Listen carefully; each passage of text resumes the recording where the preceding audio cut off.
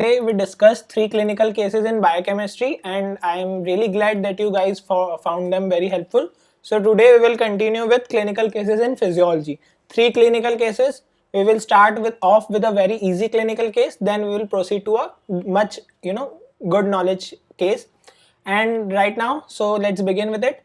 So do not forget to subscribe, share the initiative to your friends, okay? And if you want notes or QBank, you can visit the link in description. Do not forget to follow me on Instagram, and then we shall proceed with more such lectures. So let's begin with today's first case, case number 01. Okay, so right now I'm not showing you this image. I will tell you afterwards. First you see just the case. So here is a 40-year-old man and he has presented with headache. Now headache is a general complaint, okay? You can't characteristically diagnose anything right now. Now you have examined and there is blood pressure elevation, okay? Kind of little vague. Now we will proceed. Now comes your clinching point. He has coarse facial features, frontal bossing, large hands and feet, mandibular enlargement, prognathism, and a large fleshy nose. This is your ultimate, I should say a spectrum of a particular disease which will lead to this diagnosis. Serum IGF-1 levels are elevated. What is the cause of his condition? They are not asking you what is the diagnosis. Even if you know the diagnosis, tell me the cause. So if you know this, then it's very fine. I hope you have studied it well. But if you don't know, then we will continue. So comment below the answer. Otherwise, I will tell you the answer. So just this thing you need to remember. This is basically an endocrine physiology CNS case. And if you remember this particle IGF-1, you don't even need to read whole question, okay? So this is how these things are important. Now IGF-1 is basically upregulated by growth hormone via JAK kinase pathway. Not going in much detail, but you should know that growth hormone is basically linked to your IGF-1 insulin like growth factor. So in this patient, IGF-1 is elevated and he has all these features which are of frontal bossing, large hand and feet, and all these things which I have told you in this image. This image is exactly the diagnosis. So what is the diagnosis? Growth hormone elevation. Done. So this is the cause of this condition. What is the name of this condition? Will you tell me? Basically this is 40-year-old man. This is two things. Growth hormone can be elevated in gigantism or acromegaly. This is gigantism or acromegaly. This condition is post-puberty. Post-puberty is acromegaly. Before that is gigantism. So this is a case of acromegaly. You are done and dusted with this particular case. I hope this was pretty easy. So don't get saturated. Let's proceed ahead and diagnose that condition. So now this is a condition. This is a very common clinical case. Whenever you will start visiting your OPDs, you will see most of the women complaining of this thing. So what is this case? There is a 35-year-old woman and she has presented with heat intolerance and menstrual abnormality. Okay. What you need to focus on is the next point. She has increased heart rate, increased stroke volume, increased protein breakdown, decreased PVR, peripheral vascular resistance. So they are asking what will you proceed with the examination to get a diagnosis. So do anyone know what's the diagnosis? Comment below. Otherwise we shall proceed. Okay.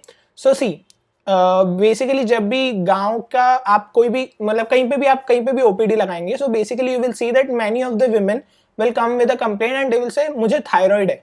Okay, they won't be saying hypo या hyperthyroid, but they will just say मुझे thyroid है. So ये case उसी से related है. What is this? This is basically a condition which is related to your thyroid gland and this is nothing but a simplest case of hyperthyroidism possible. These all symptoms are just your physiological function of thyroid hormone. यदि आप endocrinology पढ़ते हैं, हर hormone का एक physiological function होता है, ठीक है? चाहे आपका बीएमआर बढ़ाना हो, चाहे कुछ भी हो, तो ये डिट्टो फंक्शंस आपको थायराइड हार्मोन में दिखेंगे. क्यों?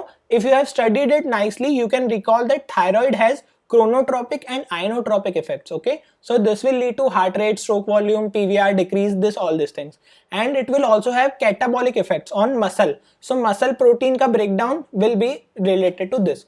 So all this property will lead to your hyperthyroidism. Now how will you proceed? You will basically inspect the thyroid gland in detail. Okay, it will enlarge obviously, and then you can get further diagnosis by thyroid function test and all that. So you will ultimately lead to hyperthyroidism. So this is a very easiest case possible of thyroid. I just want you to underline these things regularly. I have already told you how to study clinical cases. You have to maintain a copy of all this clinching points of diagnosis. So this will help you in diagnosing it faster and more accurate. So now let's proceed to case number 03. And case number 03, all culprit is this molecule. So if you are very good in structures, then you must have guessed it. But let's see what the case is.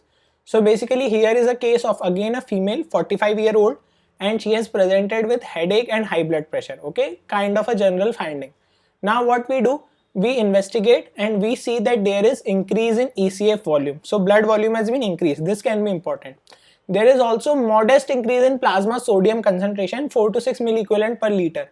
There is presence of hypertension, hypokalemia. Now this thing is the clinching diagnosis part. If you have guessed it well, kindly comment, otherwise keep learning.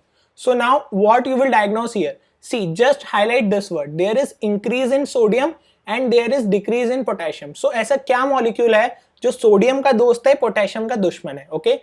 And that is the answer. That answer is aldosterone. So it is already given that investigation pe there is increased aldosterone levels.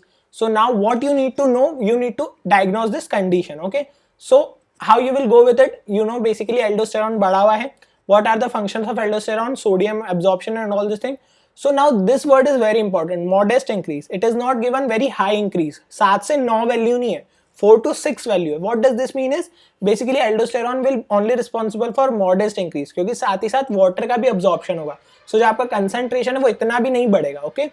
So this is modest increase and this is ultimately related to your aldosterone, okay? So now this all features are again diagnostic of your aldosterone, and this is very easy to diagnose because already hint has been given.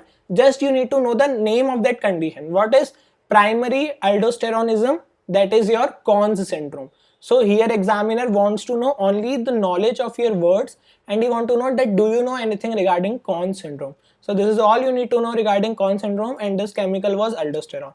So in physiology, cases are much easier because again you will get a single symptom, a single kind of finding which will ease off everything. It's not like biochem or say surgery, anatomy, in which there can be some complexity due to various relations of a particular organ.